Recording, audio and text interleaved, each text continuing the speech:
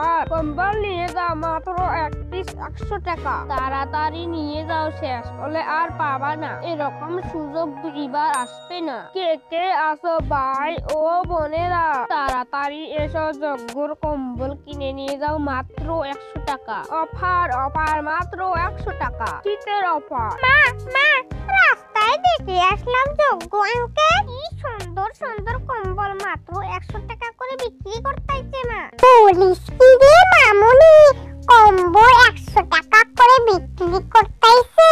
কম্বলের যে দাম, একটা কম্বল কিনতে গেলে 1000 2000 করে নেয়, আর সেই জায়গায় যজ্ঞ 100 টাকা করে কম্বল বিক্রি করতেছে। মামুনি তুমি একটু বাসায় বসে থাকো, আমি এক্ষুনি গিয়ে তোমার যজ্ঞ আঙ্কেলের ওখান থেকে কম্বল নিয়ে আসতেছি। ঠিক আছে মা, তুমি যাও, আমি বাসায় থাকবো।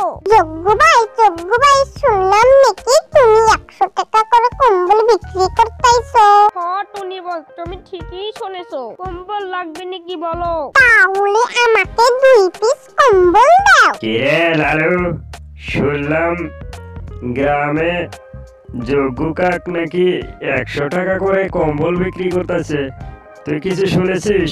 আমার মশাই, শুনলাম তুমি নাকি যজ্ঞর কাছে থেকে 100 টাকা কম্বল কিনে নিয়ে আসলো। তাহলে কথাটা নিশ্চয় সত্য ঘটনা।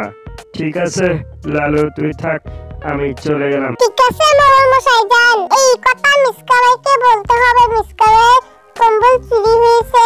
মিসকা ভাই শুনলাম যজ্ঞ নাকি 100 টাকার কম্বল বিক্রি করতেছে।